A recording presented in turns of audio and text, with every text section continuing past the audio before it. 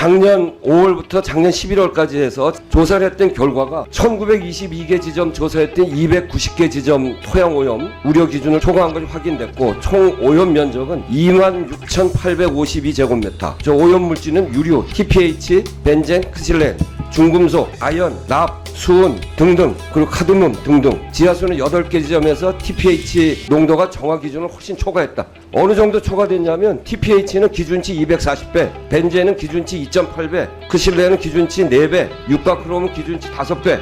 이렇게 나왔어. 이걸 그대로 뒀으면 어떻게 될 뻔했어요. 이 사안에 대해서 정말 죄송하게 생각합니다. 이후에 조사 결과 의원님께서 말씀하신 것 같이 290개 지역에서 발생된 여러 오염 사안을 인지하고 그 부분에 대해서 전량 보건 조치하는 걸로 정리를 했습니다. 네, 우원식 의원입니다. 환경부 자연보존국장님 앞으로 좀 나와주세요. 환경부가 환경영향 평가 제도를 스크리닝 제도를 통해서 규제 완화를 이야기하고 있어서 제가 환경영향 평가가 그동안 어떻게 되어 왔는지를 계속 얘기하고 있습니다. 에코델타 시티 아시죠? 예. 부산 강서구 일대에 360만 평 사업비 6조 6천억을 들여서 하는 초대형 사업입니다. 이게 2013년 12월 달에 환경영향 평가서가 제출됐고 다음해 7월 달에 조건부 동의가 됐어요. 그런데 그 환경영향 평가서 안에는 조사 대상 지역 115곳 모두 토양 오염 우려 없다, 기준 이하다 이렇게 보고가 돼서 조건부 동의가 됐는데 그 조건부 내용은 저런 거예요.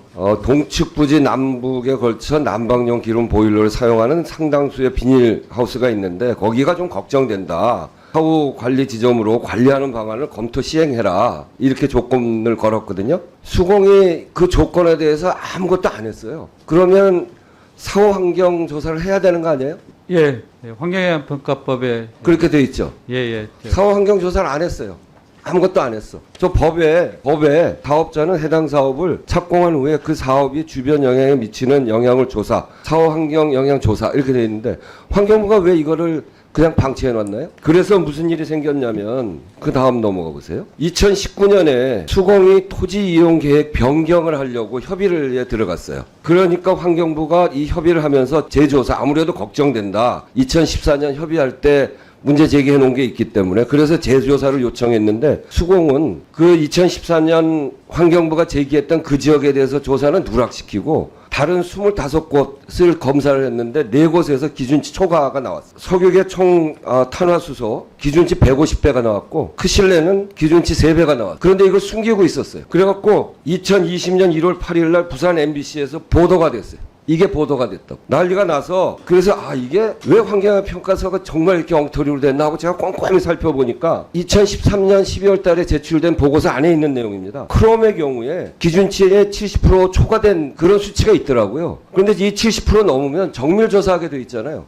문제는 환경부가 2013년 환경영향 평가서를 보면서도 이걸 제대로 검토를 안 한 거예요. 정밀조사를 해야 되는데 사업자도 하지 않은 것도 문제지만 이것도 아무 문제가 없다고 얘기한 것도 문제지만 그래서 정밀조사를 해야 되는 것도 안 해서 문제지만 환경부가 이 환경영향 평가서를 받아보고 이것도 발견하지 못한 거예요. 제대로 살펴보지도 않았어요. MBC가 보도한 다음에 난리가 났죠. 난리가 났어. 수공이 전수조사하겠다고 밝혔더니 인근에 있는 단체들이 사업자 주도의 조사로는 객관성이 담보되지 않는다. 그래서 민간협의회 구성하자. 환경단체 전문가 부산시 전수조사를 실시했는데 올해 나온 거예요. 올해. 이게 어떻게 나온지 아세요? 올해 작년 5월부터 작년 11월까지 해서 31억을 들여가지고 조사를 했던 결과가 1922개 지점 조사했던 290개 지점 토양오염 우려 기준을 초과한 것이 확인됐고 총 오염 면적은 26,852제곱미터. 저 오염 물질은 유류, TPH, 벤젠, 크실렌, 중금속, 아연, 납, 수은 등등, 그리고 카드뮴 등등. 지하수는 8개 지점에서 TPH 농도가 정화 기준을 훨씬 초과했다.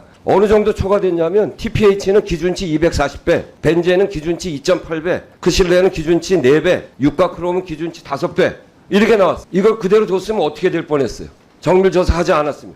MBC가 보도하지 않고 그냥 감춰놓고 넘어갔으면 어떻게 될 뻔했나. 환경부가 도대체 하는 게 뭡니까? 이것이 이렇게 밝혀지지 않았다면, 밝혀져도 아무런 조치를 하지 않는다면 토양 위에 학교 운동장, 공원 이런 거 만드는 지점이에요. 저런 지점들이 다 나온 거예요.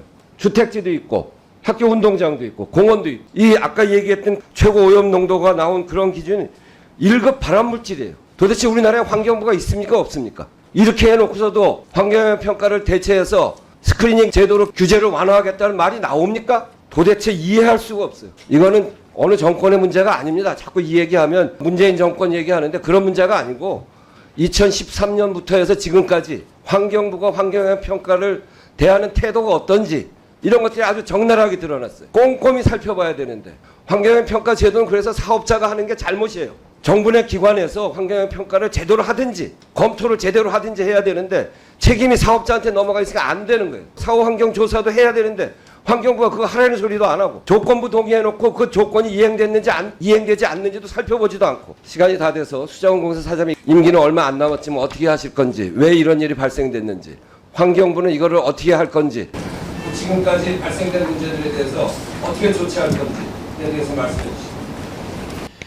예, 이 사안에 대해서 정말 죄송하게 생각합니다. 저도 2020년 취임 이후에 이 사안에 대해서 인지를 하게 됐고 그 이후에 이 문제 해결을 위해서 민간 전문가뿐만 아니라 주변 지역의 여러 전문가들 중심으로 해서 협의체를 구성을 하고 이 협의체 구성을 통해서 재조사하는 부분들을 감시 감독하도록 했습니다.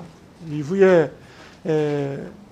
조사 결과 의원님께서 말씀하신 것 같이 290개 지역에서 발생된 여러 오염 사안을 인지하고 그 부분에 대해서 전량 보건 조치하는 걸로 정리를 했습니다. 그래서 예. 토양 오염 전수조사 결과 이게 보도된 게 하나도 없더라고요. 그렇습니까? 이게 아직 공개가 안 된 것 같아요. 네. 공개 안 된 거죠. 보도가 안 된 걸로 보니까 그런 것 같습니다. 협의회하고는 충분히 협의를 하고 있는 중입니다. 그 부분에 대해서. 이것도 공개하시고 예, 그렇게 하겠습니다.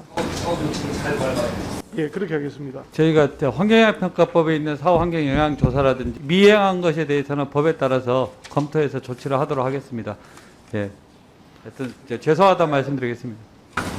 이거를 어떻게 제대로 할 건지 제도 개선을 어떻게 할 건지 얘기를 해야죠. 그 환경영향 평가를 그러니까 환경 사업의 부동이라기보다는 환경 영향을 줄이는 어떤 방안들을 찾는 부분들이 있는데 검토라든지 협의 과정에서 미흡하고 또 실제 사후 조사 과정에서도 부족한 부분들이 있습니다. 그러한 부분들을 좀 종합 검토해서 별도로 보고도록 하겠습니다. 예, 정리하시죠. 예.